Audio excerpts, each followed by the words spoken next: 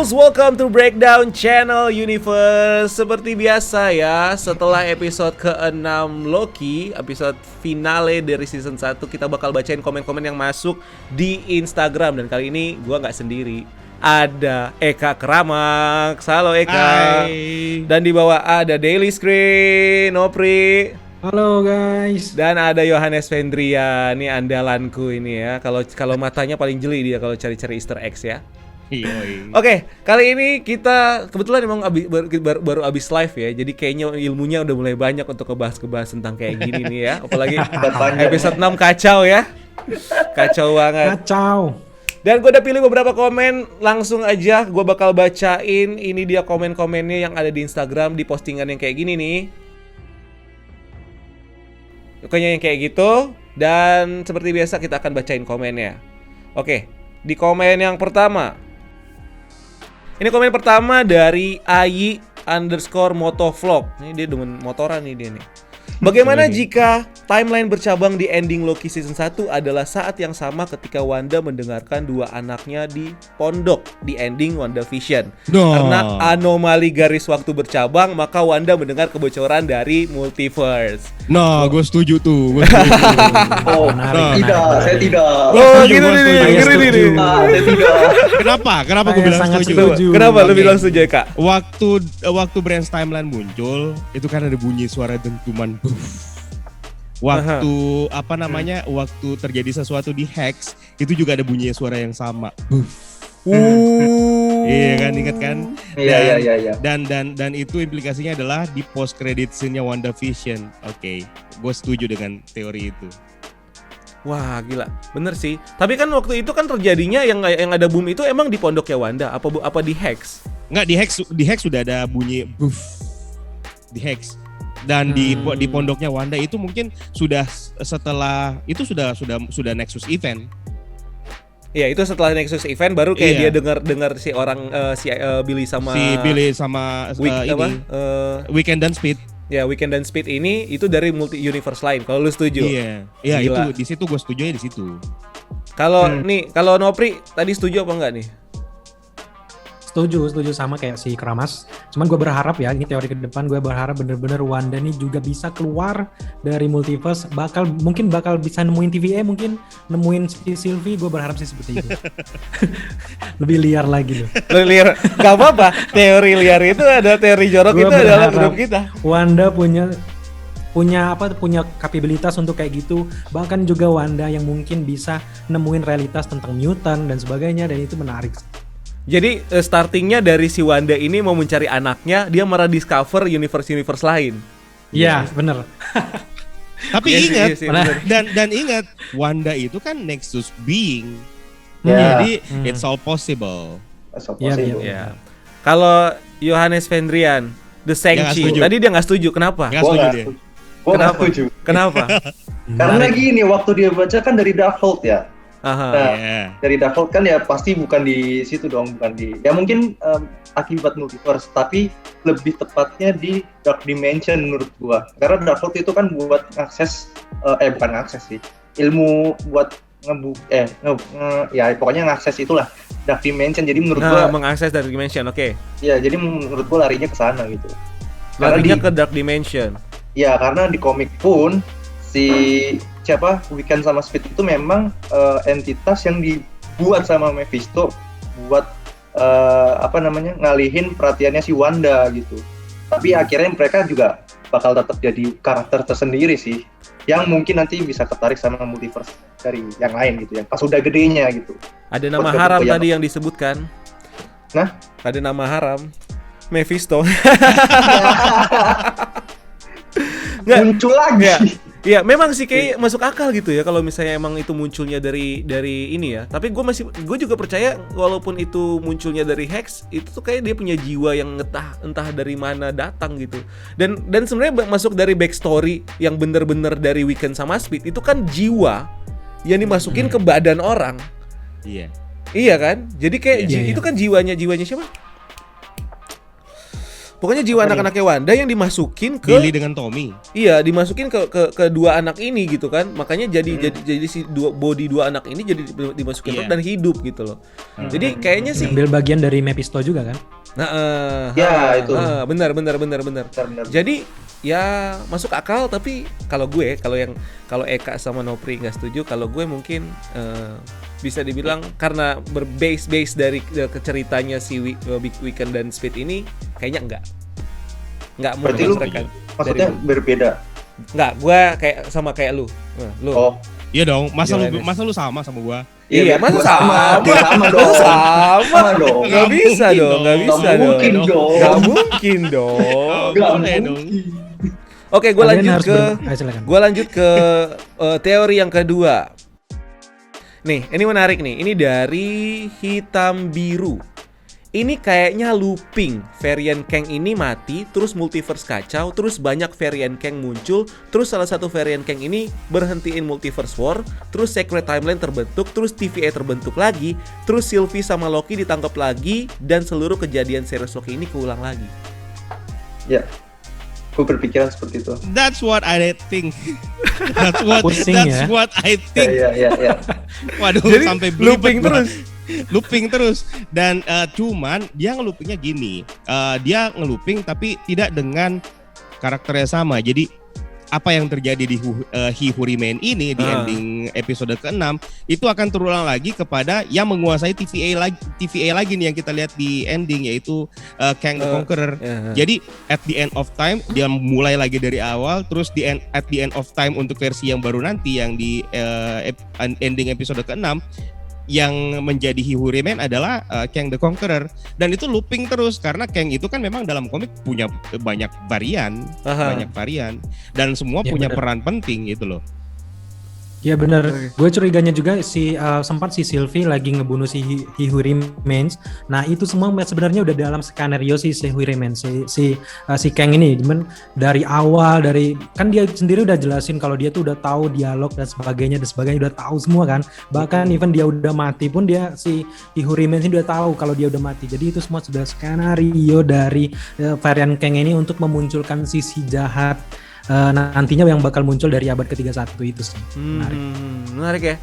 Kalau Rian, Shang-Chi. Wait. Gak mungkin sama dong. Gak mungkin sama dong. Tidak bisa. Bisa. Gimana? Bisa. Nggak sama. Gue mikirnya ya mungkin looping itu bakal dipecahkan nanti di filmnya And the Wasp Quantumania. Mantap. Ya itu, jadi kita bakal diliatin itu loopingnya, kenapa itu bisa terjadi dan bagaimana dihentikannya, biar tidak ada Secret Timeline lagi dan multiverse tetap berjalan tanpa multiversal war. Ya lu setuju dong kalau gitu? Iya setuju. Oke. Emang ini gue tambahin, gue juga setuju. Jadi gini loh, yang kita lihat di ending itu yang tiba-tiba ada patungnya Kang itu adalah masa di mana si Kang ini waktu udah bikin TVA dan dia tuh lagi kayak narsisnya, terus lagi kayak energiknya untuk ngerul.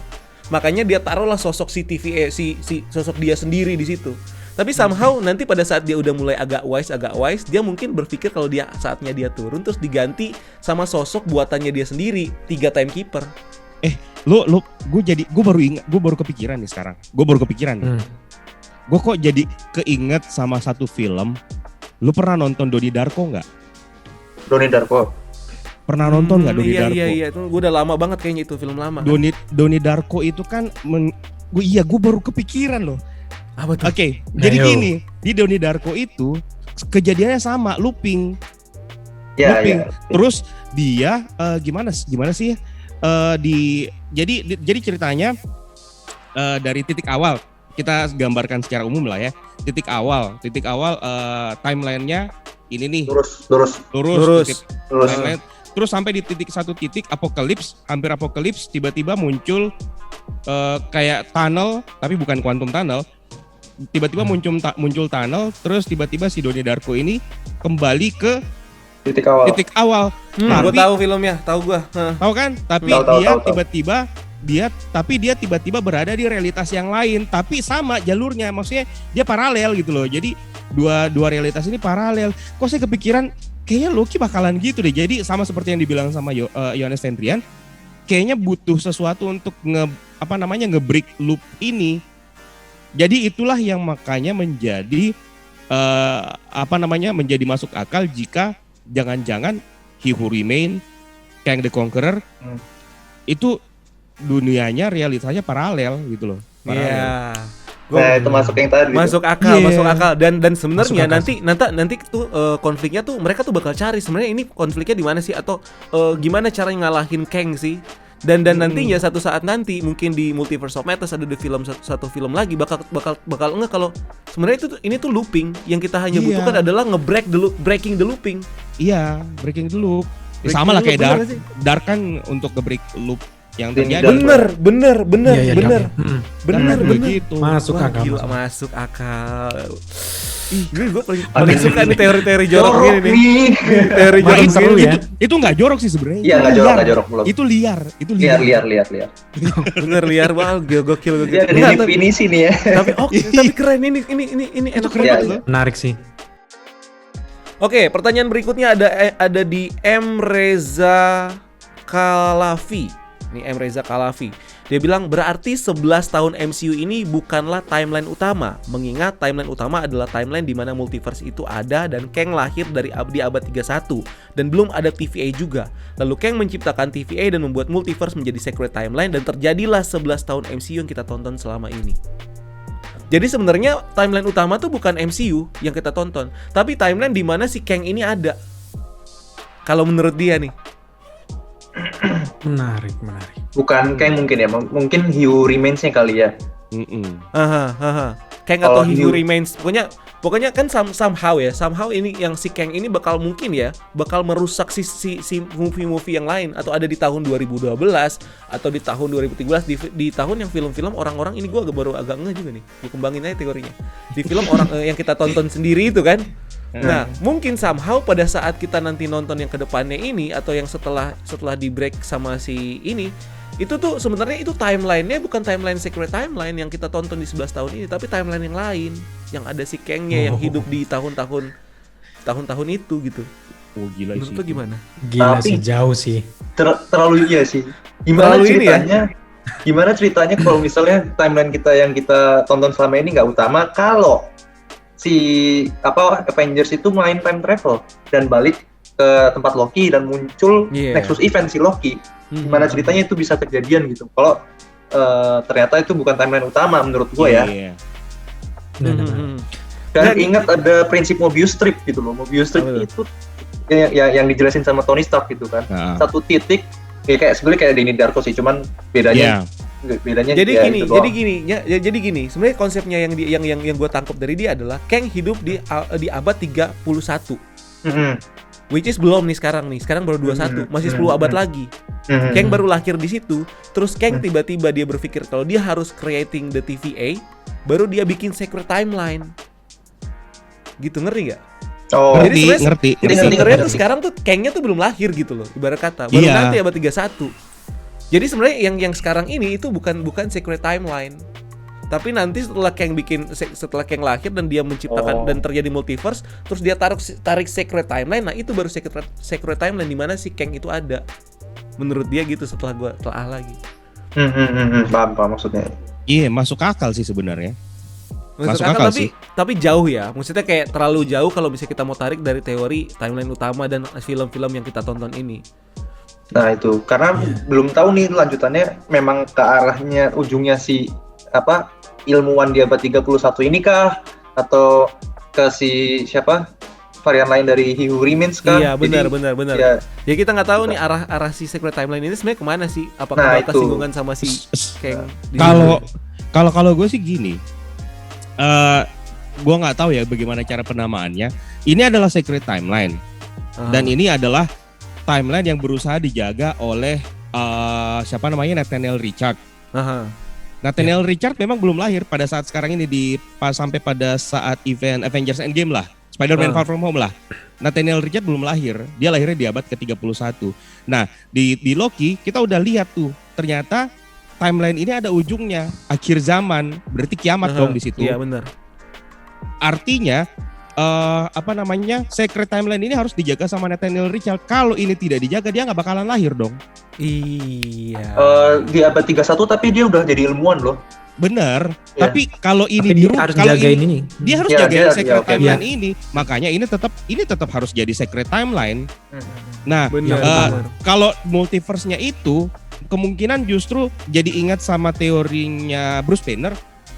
If you travel back to the past, your past is your future.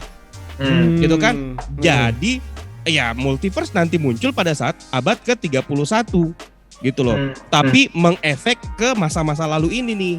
Jadi timeline itu sudah terbentuk. Jadi kan konsep waktu itu kan berjalan lurus ke depan gitu ya. Berjalan lurus ke depan. Nah, di abad Nathaniel Richard ini ternyata bisa punya kemampuan untuk menjelajahi waktu, sampai bahkan dia bisa menjelajahi waktu sampai ke akhir zaman. Akhirnya di sana dia bikinlah Citadelnya dan dia tinggal di sana sebagai He Who Remain. Tapi ternyata ya seperti balik lagi ke teori kita yang tadi, ternyata ada berbagai macam realitas yang tercipta dari varian Kang lainnya. Gitu loh. Karena itu awalnya, jadi titik awalnya sebenarnya adalah pada saat Nathaniel Richard menciptakan teknologi untuk time travel. Iya sih benar. Titik awalnya di situ. Jadi sebenarnya yang harus dicegah adalah bagaimana cara supaya Nathaniel Richard itu tidak menciptakan alat untuk time travel biar gak ada multiverse. Tapi ini enggak sih, kalian sempat kepikiran enggak sih Nathaniel Richards ini bukannya rasis ya? Dia kan kulit hitam nih. Ya kan? Tapi kan dia keturunan dari si Mr. Fantastic. Iya. Yang kita selama ini lihat kan ya tau lah ya, yang kulit putih gitu. Jadi apakah nanti Mr. Fantastic-nya ternyata sama-sama kulit hitam? Ngerti nggak maksud gua? Bisa. Tapi enggak. Kalau gue kayaknya beda, karena yang namanya varian itu kan bisa beda penampilan. Iya benar. Yang namanya varian itu bisa beda penampilan. Bos Loki aja kulit hitam. Iya, Bos Loki. Iya, ada Bos Loki, benar. Kebantah lagi teori lu. Iya. Bener, semenjak Marvel ini ngebawa tema tentang multiverse, apapun bakal jadi kemungkinan. Apapun itu teori kalian, apapun silakan. Pasti mungkin, bisa jadi. Semuanya jadi mungkin gitu. Bener. Iya. Karena sebenarnya gue juga mikir gitu kan. Karena pada saat dia di abad 31 dan dia mundur untuk bikin untuk bikin Secret Timeline gitu kan. Otomatis dia membuat perubahan dong di masa lalu. Iya. Membuat Nexus Event enggak? Bikin Nexus Event. Iya kan? Berarti dia bikin Nexus Event ada timeline sendiri dong. Iya. Berarti yang timeline nanti ini yang dijagain sama dia ini justru timeline baru ini dong. Iya, timeline yang baru. Sedangkan timeline ini udah jalan, which is timeline yang ini sebenarnya yang kita tonton ini yang nanti endingnya di abad 31 dia bakal lahir. Bukan lahir, udah jadi ilmuwan. Udah jadi ilmuwan gitu kan? Iya. Jadi kan memang dalam ceritanya kan memang si Kang ini berusaha menjaga timeline itu agar dia tidak menjadi immortus. Yang cupu. Iya. Yang ingin jadi wise. Nah, itu adalah salah satu motivasinya untuk menjaga Secret Timeline itu, selain dia pengen menjadi penguasa waktu kan. Nah, itu yang makanya kalau digabungkan, dikombinasikan dengan teorinya, kalau misalnya memang itu benar teorinya Bruce Banner, maka ya berarti selama ini memang ada realitas lain. Cuman memang dijaga aja, jangan sampai melewati threshold, ambang batas gitu loh. Jangan sampai, karena kalau melewati ambang batas berarti bakalan ketemu nih antara masing-masing realitas. Dan pada saat itulah terjadi Secret Wars. Oke. Kalau gue sih simple aja sih. Kalau gue berpikiran kalau si Nathaniel Richard ini udah berada di akhir waktu yang kita lihat, He Who Remains. Jadi dia tuh garis waktu Secret Timeline ini adalah waktu yang kita lihat selama ini dari Iron Man yang pertama sampai sekarang itu tuh waktu utama, dan dia ini benar-benar mengantisipasi kalau ada cabang-cabang lain yang bercabang tuh. Kalau ada, karena dia kan udah nyebabin Nexus Event kan. Jadi dia itu benar-benar melarang setiap cabang-cabang itu muncul supaya orang-orang yang versi varian dia itu bisa mengacaukan apa rencana dia dan sebagainya lah kayak gitu. Pokoknya intinya dia tuh menjaga agar orang varian-varian ini nggak muncul, orang-orang yang lebih jahat ataupun lebih berkuasa dari dia muncul. Intinya ya itu seperti yang kita lihat di series Loki, dia benar-benar harus membuat Secret Timeline ini jadi satu aja segaris aja kayak gitu sih. Benar. Tapi mengorbankan varian lain ya yang di di timeline masing-masing kan? Iya. Iya benar. Kalau di komik kan dia memang membantai semua varian kan. Menimbulkan Sylvie lain gitu loh. Iya, dan makanya ada banyak banget si Loki kayak gitu. Lokiverse. Tapi pertanyaannya kenapa cuman varian Loki sama si Kang ini ya, nggak varian lain? Apakah nggak lebih mengancam gitu? Karena kuncinya di Loki kan kemarin gitu kan. Jadi ya Loki-nya ternyata yang ditemuin superiornya 2, si Sylvie sama Loki. Udah tinggal pilih siapa yang mau ngambil kan. Kata kuncinya sih sebenarnya adalah di unique perspective from Loki dari Mobius. Jadi Loki itu memang adalah salah satu karakter yang unik, yang mungkin keunikannya adalah karena dia memang selalu survive gitu kan. Di The Void aja mereka survive. Dan karena unique perspektif itu mungkin si TVA dan yang lain tuh berpikir kalau ya mungkin cocok untuk jadi pemimpin TVA nantinya, makanya si He Who Remains juga naksir gitu sama mereka berdua untuk jadi pemimpin di TVA. Dan kayaknya ya kalau gue walaupun ini jauh banget, kayaknya sih di season 2 nanti gue maksudnya ending ya, apakah antara season 2 season 3 atau gimana, gue pengen banget Loki yang memang memimpin TVA. Mana ini belakang backgroundnya Bang Eka. Antihero. Ya gue pengennya dia aja gitu. Karena dia udah tahu nanti konfliknya sama kayak gimana, dia udah ini kayak gimana. Jadi at the end timeline harus tetap dijaga dan Loki yang bakal menjaga sama Sylvie. Iya. Happily ever after. Narsis banget nih ya. Iya, narsis banget, nikah sama diri sendiri, cuma sama diri sendiri. Ya ampun. Tabrakan. Oke lah, kalau gitu udah 3 teori yang menarik banget udah gue pilih, itu aja panjang banget ya kita ngebahasnya ya. Iya, gila. So, Cuma 3 nih. Cuma 3 lah, gak usah panjang-panjang. Ini masuk 2 jam nih kita nih. Mau 2 jam lagi, gimana nih? Gak apa-apa lah. 2 jam lagi, jangan di live aja di live. Kalau di live kita panjang-panjang aja ya. Ini pendek-pendek aja, tidak usah panjang-panjang. Recap. Oke lah kalau gitu, thank you guys for watching. Thank you Eka, thank you Nopri, thank you Yohanes Vendrian udah join sama gue malam ini. Thank you. Jangan lupa buat subscribe channel ini, jangan lupa untuk like, comment, dan sampai ketemu di video selanjutnya. Bye-bye. Gue Rian, ada Eka, ada Rian lagi, ada Nofri. Cabut, keep exploring the universe. Bye-bye. Ulang. Oh iya, oke. Karena udah berbeda, sekarang kita sebutin sama-sama ya. 1, 2, 3. Keep exploring the multiverse. The multiverse. Itu.